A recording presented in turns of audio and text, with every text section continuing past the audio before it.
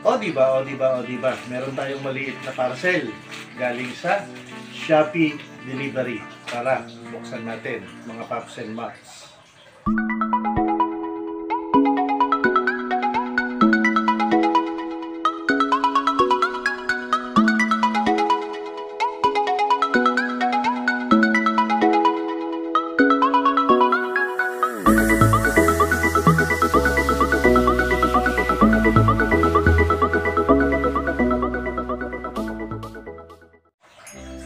At ayun na nga mga Paps and Maps, welcome, welcome, welcome again sa channel ni Kojak na Kotsero, kung saan may background tayong pundador at nandito yung ating sticker, so meron din sa labas. Ayan. At ngayon nga ay mag-unbox o mag-unpack tayo. Again, shout out Shopee Delivery. At ang seller, ang nakalagay dito ay Abigail ng Logistic Sorting Hub.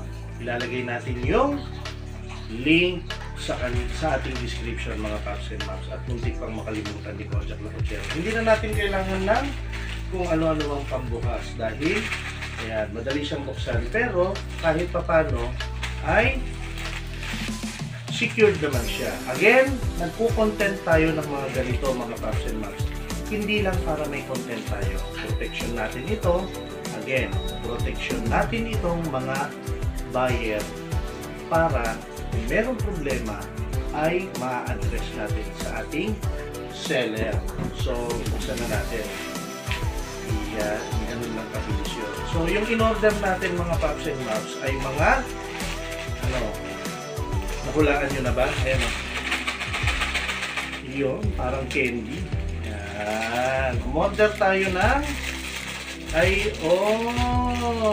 mga push pin na 8mm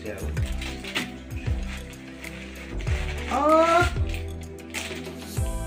another push pin na 6mm mga Paps and Maps. Again, shout out Abby ng Logistic Sorting Hub.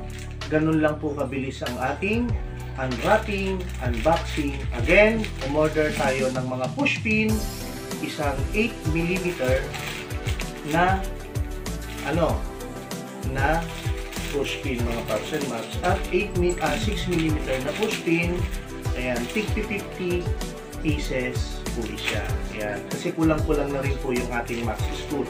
So sa mga nakagusto ng maikling video na ito patungkol sa ating unboxing, unwrapping, ay don't forget to like, share, and subscribe ang aking YouTube channel mga Paps and Maps, at pakifollow na rin ang ating Facebook page, Kojak na Kotsero, ang ating Instagram, TikTok, Kojak na Kotsero mga Paps and Maps. Maraming salamat. Hanggang sa muling unboxing, hanggang sa muling kung ano ang ating pinaggagawa.